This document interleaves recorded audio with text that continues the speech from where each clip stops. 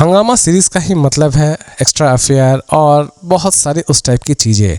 जी हाँ दोस्तों, फाइनली हंगामा ने आपके सामने फिर से एक नई सीरीज़ रिलीज़ की है। जी हाँ दोस्तों, मैं बात करने जा रहा हूँ जंग द रस्ट वेब सीरीज़ के बारे में, जिसे फाइनली रिलीज़ कर दी गई है हंगामा प्ले पर। इसे आप हंगामा प्ले पर देख सकते हैं। इसे हिंदी में भी रिलीज़ की गई है। इसके टोटल 6 एपिसोड रिलीज़ किए गए हैं और हर एक एपिसोड लगभग आधे घंटे की है। इसकी हर एक एपिसोड में आपको सेक्सुअल चीज़ें नजर आने वाली होगी, इसीलिए आप इसे किसके साथ देखते हैं और नहीं देखते हैं ये पूरी तरह से आप ही डिसाइड कर लीजिए।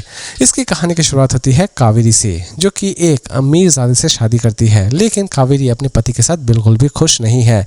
अब किस वजह से खुश नहीं है इसके बारे में शायद आपने अंदाज़ा लगा ही लिया होगा।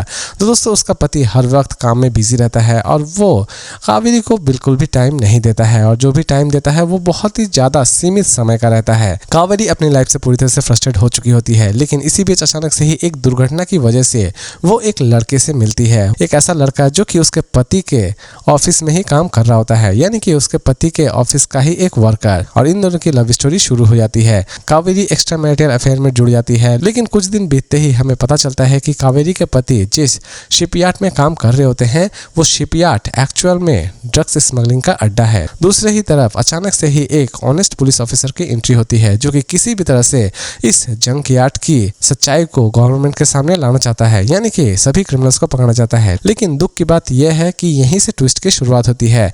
कावेरी जैसे ही पुलिस इंस्पेक्टर को देखती है उसे उसके पुराने दिन याद आ जाते हैं, क्योंकि वो पुलिस इंस्पेक्टर और कोई नहीं बल्कि उसका एक्स बॉयफ्रेंड रहता है।